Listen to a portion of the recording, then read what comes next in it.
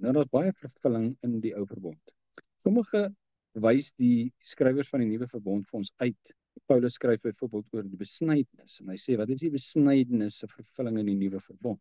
Bedoelende dat die besnydenis het net gedui op iets wat gaan gebeur. In die ou verbond was die besnydenis 'n baie groot gebeurtenis. Almal het dit gedoen, en as jy dit nie gedoen het nie, is jy nie deel van die verbond nie. Dit was die teken van die verbond. En 'n onbesnedene is buite die verbond. En 'n besnedene is binne die verbond. Natuurlik binne die volk. Goliat was nie besny nie en hy kon nie besny word nie. Hy kon nie deel van die verbond word nie, want die verbond was met die 12 stamme.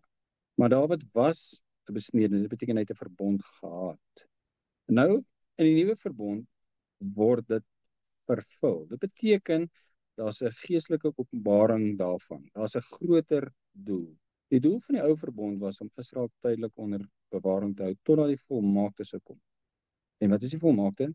Want die nuwe verbond. Want die nuwe verbond is in staat om ons siele te red, die ou verbond is nie. In die ou verbond is hulle in die vlees besny.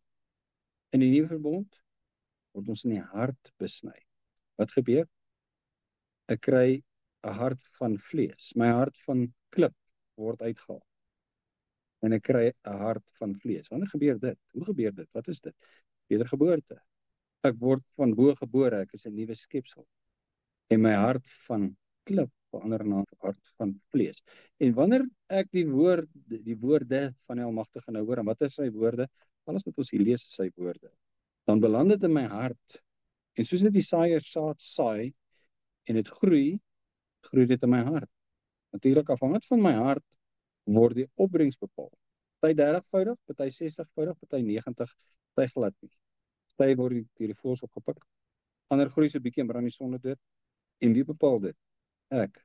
Hoe? Op grond van my nuwe hart. Wat laat ek toe? Laat ek toe laat God my verander?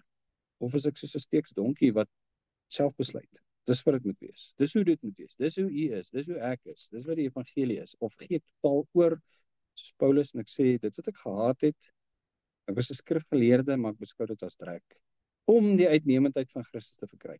Bedoelende ek moet oorbegin, ek moet nul begin. Ek het die ou mens gekruisig. My ou gedagtes gekruisig, my oorlewering, alles waarmee ek saamgekom het, om by hom te leer. En hy saai die saad van sy woord in my hart en dit groei. Dis die vervulling van die besnydenis.